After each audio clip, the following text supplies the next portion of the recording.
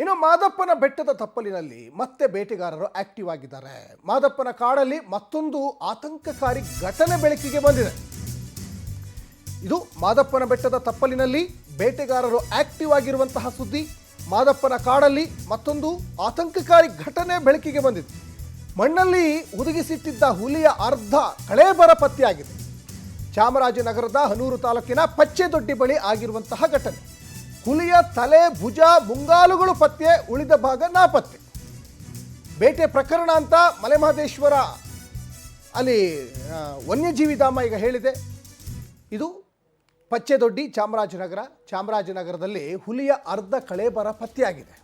ಚಾಮರಾಜನಗರದ ಹನೂರು ತಾಲೂಕಿನ ಪಚ್ಚೆದೊಡ್ಡಿ ಬಳಿ ಆಗಿರುವಂತಹ ಘಟನೆ ಇದು. ಹುಲಿಯ ತಲೆ, ಭುಜ, ಮುಂಗಾಲುಗಳು ಪತ್ತೆಯಾಗಿದ್ದಾವೆ. ಆದರೆ ಇನ್ನುಳಿದ ಭಾಗ ಏನಾಯಿತು? ಇನ್ನುಳಿದ ಭಾಗ ನಾಪತ್ತೆಯಾಗಿದೆ. ಯಾರು ನಾಪತ್ತೆ ಮಾಡಿದರು? ಇನ್ನು ಬೇಟೆ ಪ್ರಕರಣ ಅಂತ ಮಲೆಮಹದೇಶ್ವರದ ನವ್ಯಜೀವಿ ಧಾಮದ ಇಲ್ಲಿ ತನಿಖೆ ಒಂದು ಕಡೆ ಈಗ ಮುಂದುವರಿಸ್ತಾ ಇದ್ದಾರೆ. ಮಲೆಮಹದೇಶ್ವರ ವನ್ಯಜೀವಿ ಧಾಮದ ಹನೂರು ಈಗ ಬಫರ್ ಝೋನ್ ಅಂತಲೂ ಕೂಡ ಈಗ ಗುರುತಿಸ್ಕೊಂಡಿದೆ. ಮತ್ತು ಹೇಳಿ ಕೇಳಿ ಈ ಚಾಮರಾಜನಗರ ಏನಿದೆಯಲ್ಲ, ಕಾಡಂಚಿನ ಪ್ರದೇಶಕ್ಕೆ ಅಂಟ್ಕೊಂಡಿರುವಂತಹ ಒಂದು ಜಿಲ್ಲೆ. ಸದಾ ವನ್ಯಜೀವಿ ಮತ್ತು ಮಾನವರ ನಡುವೆ ಸಂಘರ್ಷ ಕೂಡ ಆಗ್ತಾ ಇರ್ತದೆ. ಇತ್ತೀಚೆಗೆ ಹಸು ಕೊಂದು ಹಾಕ್ತು ಅಂತ ಹೇಳಿಬಿಟ್ಟು ಹುಲಿಯನ್ನೇ ಸಾಯಿಸಿದಂತಹ ಇನ್ಸಿಡೆಂಟ್ ಕೂಡ ನಮ್ಮ ಮುಂದೆನೇ ಇದೆ. ಈಗ ಮತ್ತೆ ಬೇಟೆಗಾರರು ಸಾಕಷ್ಟು ಆ್ಯಕ್ಟಿವ್ ಆಗಿದ್ದಾರೆ. ನಮ್ಮ ರಾಷ್ಟ್ರೀಯ ಪ್ರಾಣಿ ಹುಲಿ ಆಗಿದ್ರೂ ಕೂಡ ಸಾಕಷ್ಟು ಬೆರಳೆಣಿಕೆಯಷ್ಟು ಆಗ್ತಾ ಇದ್ದಾವೆ. ಮುಂದೊಂದು ದಿನ ನಶಿಸಿ ಹೋಗಬಹುದೇನೋ ಅನ್ನುವಂಥ ಆತಂಕವೂ ಕೂಡ ಪ್ರಾಣಿ ಪ್ರಿಯರಲ್ಲಿ ಆತಂಕ ಈಗ ವ್ಯಕ್ತವಾಗ್ತಾ ಇದೆ. ಹಾಗಾಗಿ ಈ ಮಣ್ಣಲ್ಲಿ ಹುದುಗಿಸಿಟ್ಟಿದ್ದ ಹುಲಿಯ ಅರ್ಧ ಕಳೇಬರ ಪತ್ತೆಯಾಗಿದೆ. ಹಾಗಾದರೆ ಇನ್ನುಳಿದ ಅರ್ಧ ಭಾಗ ಏನಾಯಿತು ಅನ್ನುವಂತಹ ಒಂದು ಆತಂಕ, ಅನುಮಾನ ಎಲ್ಲವೂ ಕೂಡ ಈಗ ವ್ಯಕ್ತವಾಗ್ತಾ ಇದೆ. ವನ್ಯಜೀವಿ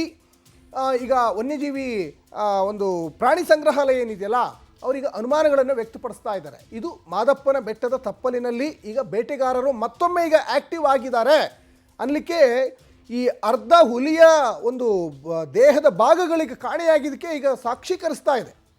ಹುಲಿ ತಲೆ, ಭುಜ, ಮುಂಗಾಲುಗಳು ಪತ್ತೆಯಾಗಿದ್ದಾವೆ. ಆದರೆ ಇನ್ನುಳಿದ ಭಾಗ ಏನಾಯಿತು? ಮತ್ತು ಸಾಕಷ್ಟು ಇಂತಹ ಇನ್ಸಿಡೆಂಟ್ಗಳು ಈ ಚಾಮರಾಜನಗರ ಜಿಲ್ಲೆಯ ಕೆಲವೊಂದು ಭಾಗಗಳಲ್ಲಿ ಕಂಡುಬರ್ತಾ ಇತ್ತು. ಈ ಹಿಂದೆಯಿಂದನೂ ಕೂಡ ಕಂಡುಬರ್ತಾ ಇತ್ತು. ಆಮೇಲೆ ಈ ಕಾಡು ಪ್ರಾಣಿಗಳು ಆಹಾರ, ನೀರನ್ನು ಅರಿಸ್ಕೊಂಡು ನಾಡಿಗೆ ಬರ್ತಾ ಇರ್ತವೆ.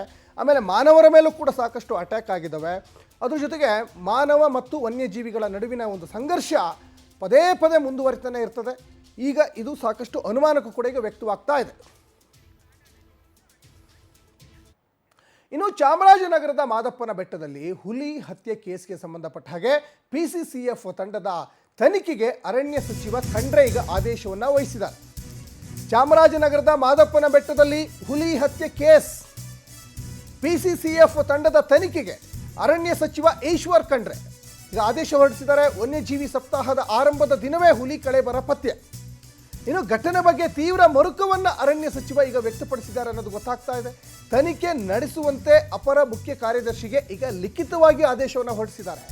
ಚಾಮರಾಜನಗರದ ಮಾದಪ್ಪನ ಬೆಟ್ಟದಲ್ಲಿ ಹುಲಿ ಹತ್ಯೆ ಕೇಸ್ಗೆ ಸಂಬಂಧಪಟ್ಟ ಹಾಗೆ ಅರಣ್ಯ ಸಚಿವ ಈಶ್ವರ್ ಖಂಡ್ರೆ ಅವರು ಕೂಡ ಇದನ್ನು ತುಂಬ ಸೀರಿಯಸ್ಸಲ್ಲಿ ತೆಗೆದುಕೊಂಡಂತೆ ಕಾಣಿಸ್ತಾ ಇದೆ. ಹಾಗಾಗಿ ಅವರು ಆದೇಶ ಕೂಡ ಈಗ ಹೊರಡಿಸಿದ್ದಾರೆ. ಯಾಕಂದರೆ ಸಾಕಷ್ಟು ಹುಲಿಗಳು ಕಾಣೆಯಾಗ್ತಾ ಇದ್ದಾವೆ, ಸಾಕಷ್ಟು ಹುಲಿಗಳು ಈಗ ಹತ್ಯೆ ಮಾಡ್ತಾ ಇದ್ದಾರೆ. ಮತ್ತು ಇತ್ತೀಚೆಗೆ ಸಾಕಷ್ಟು ಒಂದು ದೊಡ್ಡ ಒಂದು ಹೈಪ್ ಪಡ್ಕೊಂಡಿತ್ತು. ಯಾಕಂದರೆ ಒಬ್ಬ ರೈತ ಹಸುವನ್ನು ಸಾಕಿದ್ದ, ಆ ಹಸುವಿನ ಮೇಲೆ ಹುಲಿ ಅಟ್ಯಾಕ್ ಮಾಡ್ತದೆ, ಹುಲಿ ಜೊತೆಗೆ ಹುಲಿ ಮರಿಯನ್ನೂ ಕೂಡ ಸಾಯಿಸಿದಂಥ ಇನ್ಸಿಡೆಂಟ್ ನಡೆದಿತ್ತು. ಅದಾದಮೇಲೆ ಅವ್ರ ಮೇಲೆ FIR ಕೂಡ ಆಗಿತ್ತು, ಅದು ಗೊತ್ತಿರುವಂಥ ವಿಚಾರವೇ.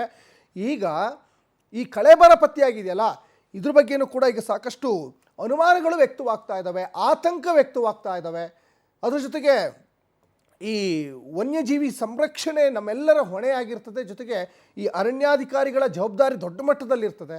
ಆಮೇಲೆ ಈ ಹಿಂದೆ ಕೂಡ ಕೆಲವೊಂದಿಷ್ಟು ಈ ಅರಣ್ಯಾಧಿಕಾರಿಗಳು ಕೂಡ ಸರ್ಕಾರದ ವಿರುದ್ಧವಾಗಿ, ಸ್ಪೆಷಲಿ ಅರಣ್ಯ ಇಲಾಖೆಯ ವಿರುದ್ಧವಾಗಿ ಒಂದಿಷ್ಟು ಆರೋಪವನ್ನು ಕೂಡ ಮಾಡ್ತಾಯಿದ್ರು. ನಮಗೆ ಸರಿಯಾಗಿ ಈ ಒಂದು ಸಂಬಳದ ವಿಚಾರದಲ್ಲಿ ಸಿಗ್ತಾ ಇಲ್ಲ, ಹೀಗೆಲ್ಲ ಒಂದಿಷ್ಟು ಆರೋಪಗಳನ್ನು ಕೂಡ ಮಾಡ್ತಾಯಿದ್ರು. ಹಾಗಾಗಿ ಇದು ಅರಣ್ಯ ಇಲಾಖೆಗೆ ಸಂಬಂಧಪಟ್ಟಂಗೆ ಅರಣ್ಯಾಧಿಕಾರಿಗಳ ಜವಾಬ್ದಾರಿಯಾಗಿರ್ತದೆ ಹುಲಿ ಸಂರಕ್ಷಣೆ ಮಾಡೋದು, ಅಥವಾ ಯಾವುದೇ ಕಾಡು ಪ್ರಾಣಿಗಳನ್ನು ಸಂರಕ್ಷಣೆ ಮಾಡುವಂಥದ್ದು ಆಯಾ ಒಂದು ವಲಯವಾರು ಫಾರೆಸ್ಟ್ ಡಿಪಾರ್ಟ್ಮೆಂಟ್ನವ್ರು ಯಾರಿರ್ತಾರಲ್ಲ ಅವ್ರ ಜವಾಬ್ದಾರಿಯೂ ಕೂಡ ಆಗಿರ್ತದೆ.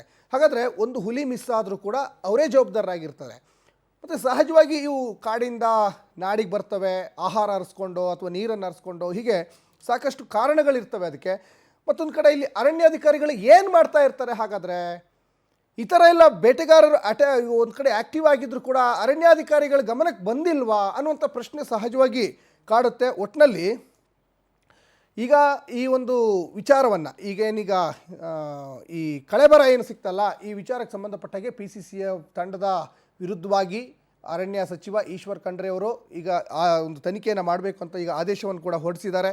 ಚಾಮರಾಜನಗರದ ಮಾದಪ್ಪನ ಬೆಟ್ಟದಲ್ಲಿ ಹುಲಿ ಕೇಸ್ಗೆ ಸಂಬಂಧಪಟ್ಟಾಗೆ PCCF ತಂಡದ ತನಿಖೆಗೆ ಅರಣ್ಯ ಸಚಿವ ಈಶ್ವರ್ ಖಂಡ್ರೆ ಆದೇಶ ಹೊರಡಿಸಿದ್ದಾರೆ. ಇನ್ನೊಂದು ಕಡೆ ಈ ವನ್ಯಜೀವಿ ಸಪ್ತಾಹದ ಆರಂಭದ ದಿನವೇ ಹುಲಿ ಕಳೆಬರ ಪತ್ತೆಯಾಗಿದ್ದು ಸಾಕಷ್ಟು ಆತಂಕಕ್ಕೆ. ಈ ಬಗ್ಗೆ ಹೆಚ್ಚಿನ ಡೀಟೇಲ್ಸನ್ನು ನಮ್ಮ ಪ್ರತಿನಿಧಿ ಶ್ರೀನಿವಾಸ್ ನಾಯ್ಕ್ ಕೊಡ್ತಾ ಹೋಗ್ತಾರೆ. ಶ್ರೀನಿವಾಸ್, ಭಾಳ ಮುಖ್ಯವಾಗಿ ಚಾಮರಾಜನಗರ ಅಂದರೆ ಕಾಡಂಚಿನ ಪ್ರದೇಶಕ್ಕೆ ಅಂಟಿಕೊಂಡಿರುವಂತಹ ಒಂದು ಜಿಲ್ಲೆ. ಕಾಡು ಪ್ರಾಣಿಗಳು ಆಗಾಗ ನಾಡಿಗೆ ಬರ್ತಾ ಇರ್ತವೆ. ಆದರೆ ವನ್ಯಜೀವಿಗಳು ಮತ್ತು ಮಾನವರ ನಡುವಿನ ಸಂಘರ್ಷ ಪದೇ ಪದೇ ನಡೀತಾ ಇರ್ತದೆ, ಇಲ್ಲ ಅಂತಿಲ್ಲ. ಆದರೆ ಇಲ್ಲಿ ಈ ಸಾಕಷ್ಟು ಹುಲಿಗಳು ಕಾಣೆಯಾಗ್ತಾ ಇದ್ದಾವೆ, ಹತ್ಯೆ ಆಗ್ತಾ ಇದ್ದಾವೆ. ಕಳೆಬರಕ್ಕೆ ಸಂಬಂಧಪಟ್ಟಾಗೆ ಈಶ್ವರ್ ಖಂಡ್ರೆ ಒಂದು ಆದೇಶವನ್ನು ಕೂಡ ಹೊರಡಿಸಿದ್ದಾರೆ. ಏನೆಲ್ಲ ಹೆಚ್ಚಿನ ಡೀಟೇಲ್ಸ್ ಸಿಗ್ತಾ ಇದೆ ಶ್ರೀನಿವಾಸ್? ಸಚಿ, ಏನಂತಂದ್ರೆ ಇದು ಚಾಮರಾಜನಗರ ಜಿಲ್ಲೆ ಮಲೆಯಂಬರೇಶ್ವರ ಬೆಟ್ಟದಲ್ಲೇ ಸಾಕಷ್ಟು ಹುಲಿಗಳ ಹತ್ಯೆ ಆಗ್ತಾ ಇದೆ ಅಂತ ಹೇಳ್ಬೋದಾಗಿದೆ. ಈಗಷ್ಟೇ ಒಂದು ಏನೋ ಒಂದು 5 ಹುಲಿಯ ವಿಷ ಪ್ರಾಶನ ಕೂಡ ಆಗಿತ್ತು. ಅದು ಮರುಮಾಚುವ ಮಾಸುವ ಮುಂಚೆನೆ ಈಗ ಇದೊಂದು ಪ್ರಕರಣ ಬೆಳಕಿಗೆ ಬಂದಿರತಕ್ಕಂಥದ್ದು. ಆದ್ರೆ ಒಂದು ಹುಲಿಯ ಒಂದು ಅರ್ಧ ಕಳೆಬರ ಈಗ ಸಿಕ್ಕಿರ್ತಕ್ಕಂಥದ್ದು. ಅದರಿಂದ ನಿಜಕ್ಕೂ ಕೂಡ ಆತಂಕ ಸೃಷ್ಟಿಯಾಗಿದೆ ಅಂತ ಹೇಳ್ಬೋದಾಗಿದೆ. ಹಿಂದೆ ಏನಿತ್ತು, ವೀರಪ್ಪನ ಕಾಲದಲ್ಲಿ ಏನ್ ಕಾಡು ಪ್ರಾಣಿಗಳಿಗೆ ಭಯವಿತ್ತು, ಅದಕ್ಕಿಂತಲೂ ಹೆಚ್ಚಿನ ಒಂದು ಆತಂಕ ಈಗ ಸೃಷ್ಟಿ ಆಗ್ತಿದೆ ಅಂತಾನೆ ಹೇಳ್ಬೋದಾಗಿದೆ. ಯಾಕೆಂದ್ರೆ ಹುಲಿಗಳೇ ಟಾರ್ಗೆಟ್ ಆಗ್ತಾ ಇದಾವೆ ಇಲ್ಲಿ ಈ ಭಾಗದಲ್ಲಿ. ಮತ್ತೆ ಕಳ್ಳ ಬೇಟೆಯನ್ನು ಕಡಿಮೆ ಆಗಿಲ್ಲ, ಇಲ್ಲಿ ಆಗಾಗ ನಡೀತಾ ಇರ್ತಕ್ಕಂಥದ್ದು ಕೂಡ ಕಂಡು ಬರ್ತಾ ಇದೆ. ಸೊ ಆ ಹಿನ್ನೆಲೆಯಲ್ಲಿ ನಿಜಕ್ಕೂ ಕೂಡ ಎಲ್ಲರೂ ಆತಂಕವನ್ನು ವ್ಯಕ್ತಪಡಿಸುವಂತದ್ದಾಗಿದೆ. ಹಿಂದೆ ಅಂದ್ರೆ ತುಂಬಾ ದಿನದಿಂದ ಒಂದು ವಿಷ ಪ್ರಸಾದದಿಂದ ಜನಗಳೇ ಸಾವನ್ನಪ್ಪಿದ್ರು. ಅದಾದ ನಂತರ ಈಗ ಪ್ರಾಣಿಗಳಿಗೂ ವಿಷ ಹಾಕುವಂತದ್ದಾಗ್ಲಿ, ಇನ್ನೊಂದು ಹತ್ಯೆ ಮಾಡುವಂತದ್ದಾಗ್ಲಿ ಜಾಸ್ತಿ ಮಲೆಮದಪುರ ಬೆಟ್ಟದಲ್ಲೇ ಬರ್ತಾ ಇರ್ತಕ್ಕಂಥದ್ದು ನಿಜಕ್ಕೂ ಭಕ್ತರಲ್ಲಾಗ್ಲಿ ಅಥವಾ ಪರಿಸರ ಪ್ರೇಮಿಗಳಾಗ್ಲಿ ಬಹಳ ಆತಂಕವನ್ನು ಸೃಷ್ಟಿ ಮಾಡ್ತಾ ಇದೆ. ಜೊತೆಗೆ ಅದ್ರ ಜೊತೆಗೆ ಈಗ ಏನು ಈಶ್ವರ್ ಖಂಡ್ರೆ ಅವರು ಬೆಳಕಿಗೆ ಬಂದ ತಕ್ಷಣ ಇಮಿಡಿಯೇಟ್ ಆಗಿ PCCF ನೇತೃತ್ವದಲ್ಲಿ ಒಂದು ತಂಡವನ್ನು ಕೂಡ ರಚನೆ ಮಾಡಿದ್ದಾರೆ. ಆ ತಂಡವನ್ನ ಕಟ್ಟುನಿಟ್ಟಾಗಿ ಆದೇಶವನ್ನ ಮಾಡಿದ್ದಾರೆ. ಏನು ಇದಕ್ಕೆ ಕರ್ತವ್ಯ ಯಾರು ಲೋಪ ಮಾಡಿದ್ದಾರೆ ಅಂತವ್ರ ವಿರುದ್ಧ ಕ್ರಮ ಆಗ್ಬೇಕು, ಮತ್ತೆ ಯಾರು ಕಳ್ಳಬೇಟೆಗಾರರಿದ್ದಾರೆ ಅವ್ರನ್ನ ಕಠಿಣ ಕ್ರಮ ಕೈಗೊಳ್ಬೇಕು ಅಂತಕ್ಕಂಥದ್ದು ಕೂಡ ಅವರ ಒಂದು ಆದೇಶದಲ್ಲಿ ತಿಳಿದು ಬಂದಿದೆ. ಸಚಿನ್, ಧನ್ಯವಾದ ಶ್ರೀನಿವಾಸ್ ತಮ್ಮೆಲ್ಲ ಡೀಟೇಲ್ಸ್ಗಾಗಿ. ಒಟ್ಟಿನಲ್ಲಿ ಈಗ ಈಶ್ವರ್ ಖಂಡ್ರೆ ಅವರು ಈಗ ಒಂದು ತನಿಖೆಗೆ ಆದೇಶವನ್ನು ಹೊರಡಿಸಿರುವ ಬೆನ್ನಲ್ಲೇ ಮುಂದೆ ಏನಾಗ್ಬೋದು ಕಾದು ನೋಡಬೇಕಾಗಿದೆ.